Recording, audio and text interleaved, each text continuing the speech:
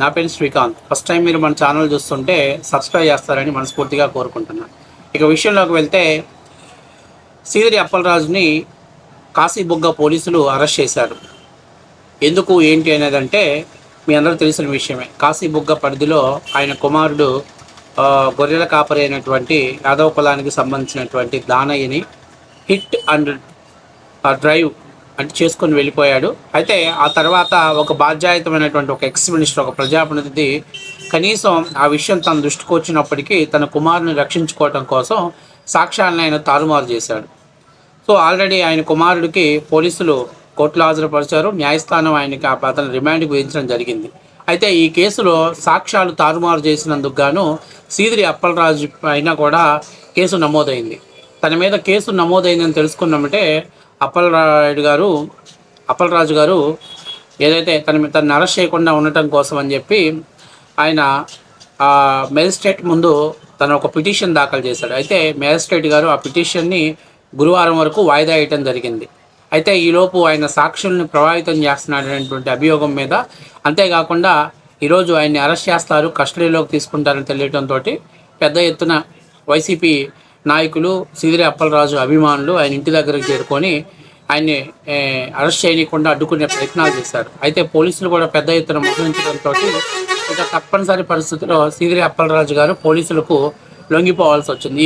ఈ ప్రయత్నంలో పోలీసుల మీద ఈ సీదిరి అప్పలరాజు అభిమానులు బలప్రయోగాలు చేశారు. అట్లాగే భార్య సెంటిమెంట్ సీన్ క్రియేట్ చేశారు.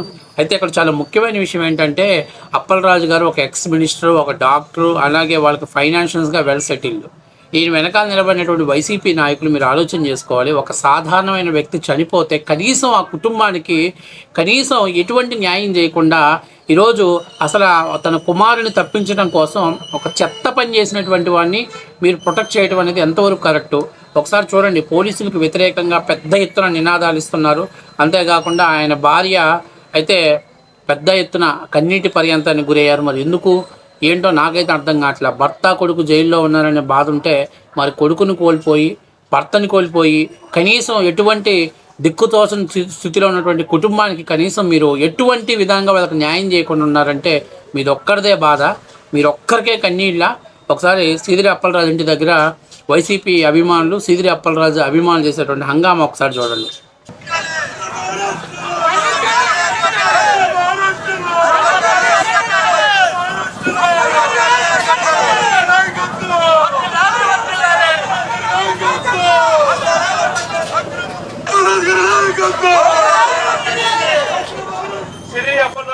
సో చూశారు కదా, ఇదన్నమాట.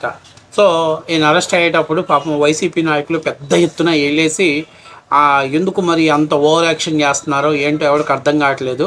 అంత చేయాల్సిన అవసరం లేదు. నిన్న వైసీపీ నాయకులు ధర్మాన ప్రసాదరావు, ఆయన ధర్మాన ప్రసాదరావు అనకూడదు, అధర్మ ప్రసాద్ అని అన్నాడు. ఎందుకంటే వాళ్ళు కడుపుకి అసలు అన్నమే తినట్లే ఎప్పుడు కూడా.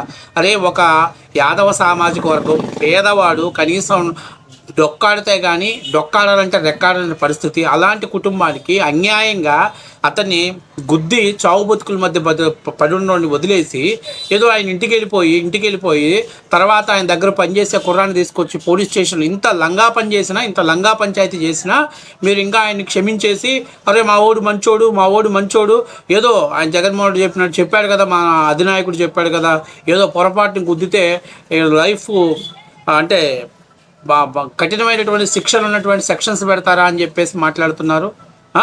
ఈరోజు మీరు ఇంతమంది కళ్ళ ముందు కనపడ్డాయి, సీసీ ఫుటేజ్లు కనపడ్డాయి, క్లియర్ కట్గా ఆధారాలు ఉన్నాయి, ఎవిడెన్స్ ఉన్నాయి, అయినా కూడా అక్రమ కేసు అంటున్నారు. అంటే అక్రమ కేసు ఏదో సక్రమ కేసు ఏదో కూడా తెలియని దౌర్భాగ్య పరిస్థితులు వీళ్ళు ఉన్నారు.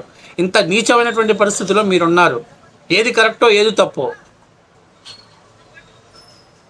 కనీసం ఆ బాధిత కుటుంబాలకి ఈరోజు ఎవరో యాదవ సామాజిక సంఘం తరపున ఏమో వాళ్ళకి ఆర్థిక సహాయాన్ని అందించారు. ప్రభుత్వం కూడా తక్షణం స్పందించి వాళ్ళకి న్యాయం చేయాలి. ఆ బిడ్డ భవిష్యత్తు ఏంటో, వాళ్ళ భవిష్యత్తు ఏంటో న్యాయం చేయాలి.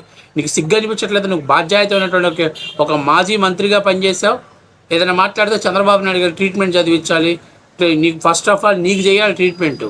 నీకు నోరు అదుపులో పెట్టుకోవడానికి ట్రీట్మెంట్ చేయాలి. గత 5 ఏళ్ళు అధికారం ఉంది కదా, నీ ఇష్టాసారంగా మాట్లాడావు, ఇష్టాసారంగా తెచ్చిపోయావు.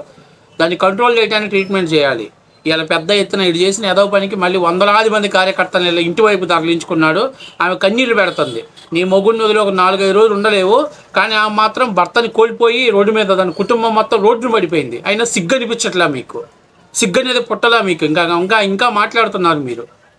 అక్రమ కేసా? ఏది అక్రమ కేసు? ఏది మీకు 5 రూపాయలు డబ్బులు, క్వార్టర్ మందు, బిర్యానీ ప్యాకెట్లు ఇస్తే అది అక్రమ కేసు అయిద్దా? నిజంగా వైసీపీ నాయకులు అసలు వీళ్ళు మనుషులైనా సైకోలా అనిపించేటట్టు పరిస్థితి ఏర్పడింది. తన కొడుకుని అరెస్ట్ చేశారు, కానీ అతను ఈ ఎవిడెన్స్ని తారుమారు చేయకుండా ఉంటే సిదిరి అప్పలరాజుని ఏం చేసేవాళ్ళు కాదు. అతను తాగడానికి అవకాశం కూడా ఉండేది కాదు. తన కొడుకుని అరెస్ట్ చేసేవాళ్ళు, అంతటితో అయిపోయేది. కానీ ఇక్కడ అంత క్లియర్గా కనిపిస్తుంది. హాస్పిటల్లో తీసుకెళ్ళి ట్రీట్మెంట్ చేయించిన ఎవిడెన్స్ అంతా కూడా కనిపిస్తున్నా ఇంకా అక్రమ కేసు అంటే సెక్షన్స్ తెలియదా మీకు? మీరంటే చదువుకోలేదు దద్దమ్మలు కాబట్టి మీకు సెక్షన్స్ తెలియదు.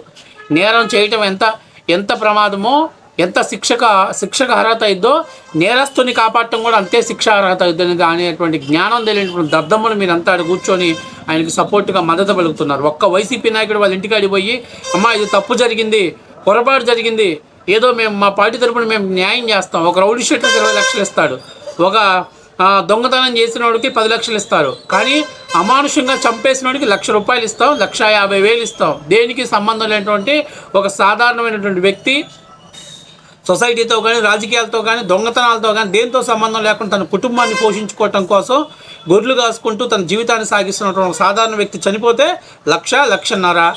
ఇంకా పైపెచ్చు చంపేసినోడి ఇంట్లో ఆయన భార్యని పని మనిషిగా పెట్టుకుంటారు. ఏం గొప్ప తెలియకల్లోరా మీరు! దేశంలో ఎక్కడా లేదు. మీ ఒక్క వైసీపీ నా కొడుకులకే, వాళ్ళ బుర్రకే వస్తుంది ఇలాంటి ఆలోచన.